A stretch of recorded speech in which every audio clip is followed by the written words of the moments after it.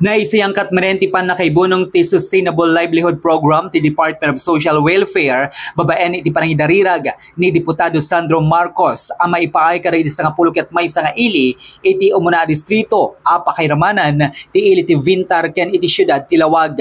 Inpeksa ni Mayor Richard de Gala, ti panagyaman na ken ni Congressman Sandro Marcos gapoy ti agtultuloy apatag ken kuana dagiti nagdudong mga organisasyon tapnon may paayan dagitoy tinayo na pagpunan dagiti agdama wenno kalikagumda a pagsapulan.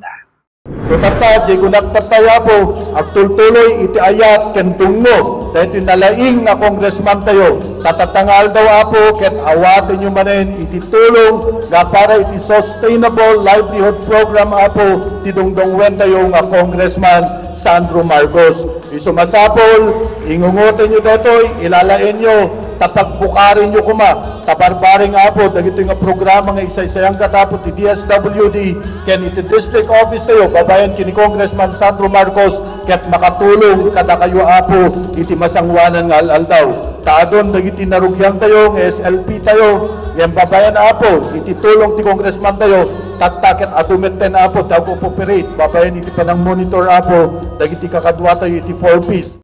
Karaman kariti saksi iti panakaiyawat dagiti pundo ket da Mr. Edwin Carino, Honorable RB Ablan, ken Ilocos Norte SK Federated President Honorable Eldretze Biernes, ken pakairamanan dagiti sumagmamano a department heads ti LGU Vintar. Thank you, Sir Congressman Sandro Marcos. Dakil nga panagayat mo ka na. Thank you very much. Okay. Nabigay si Congressman Sandro at saka yung DSWD natin para kaday jay programa rito, like jay Sustainable Livelihood Program na. So dakil tulong dito kasi halos amin nga 4P state atanggat may kandamin yun, makater dan. Actually, dahil dito duma at more than a year dun nga operate. So sobrang malaking tulong katag ito nga 4P tayo ta adati anayon na pamastrikanda na mabalin nga itulong da kadagiti pampamilyada, especially kadagiti anak da agbasbasa. Para ti JCQ News Online, Joey Cordero Kiawit, nagipadamag